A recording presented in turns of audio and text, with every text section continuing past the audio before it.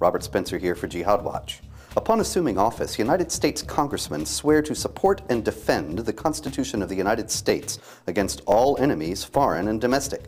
Well, rest easy. Representative Keith Ellison of Minnesota is on the job. He has zeroed in on a large-scale plan to subvert the Constitution, led by none other than the notorious George W. Bush. Speaking to a group called Atheists for Human Rights, Ellison said of 9/11, "It's almost like the Reichstag fire. Kind of reminds me of that. After the Reichstag was burned, they blamed the communists for it, and it put the leader, Hitler, of that country in a position where he could basically have authority to do whatever he wanted." The Nazi regime staged the fire at the Reichstag, the German parliament building, in 1933 and blamed it on communists. The German Communist Party was outlawed, thousands of communists were arrested, and Hitler and his henchmen were able to bully the other parties in the German parliament to grant him dictatorial powers. You remember things like that happening here after 9/11, don't you? But in making this comparison, Ellison emphasized that he wasn't saying that the Bush administration staged the 9/11 attacks, because, you know, that's how they put you in the nutball box, dismiss you. Not that Ellison avoided the nutball box. He went on to say that Vice President Cheney's refusal to answer questions was the very definition of totalitarianism, authoritarianism, and dictatorship.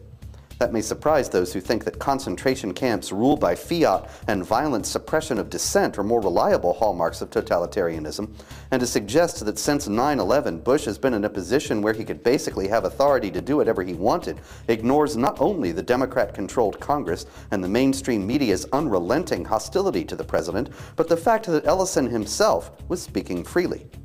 Well, if someone like him had similar things to say in National Socialist Germany, he would have faced arrest and torture. Meanwhile, as someone who has sworn to support and defend the Constitution of the United States against all enemies, foreign and domestic, Ellison has more to answer for than just hysterical anti-Bush rhetoric. Ellison has taken money from the Council on American Islamic Relations, CARE, a group that has been named as an unindicted co-conspirator in a case involving funding of the terrorist group Hamas. CARE co-founder Nihad Awad has declared his support for Hamas in the past, although he now disavows the group. And as for the Constitution, CARE spokesman Ibrahim Hooper has said, "I wouldn't want to give the impression that I wouldn't like the government of the United States to be Islamic sometime in the future."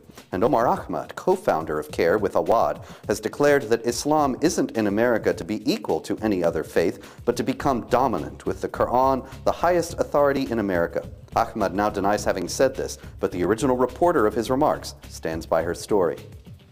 Now those are real statements about subverting the U.S. Constitution. Will Keith Ellison, now that he has sworn to defend that document, now disavow CARE, return the money he has received from that organization, and repudiate any attempt by Muslims in the United States to impose Islamic Sharia law here? I won't be holding my breath. I'm Robert Spencer.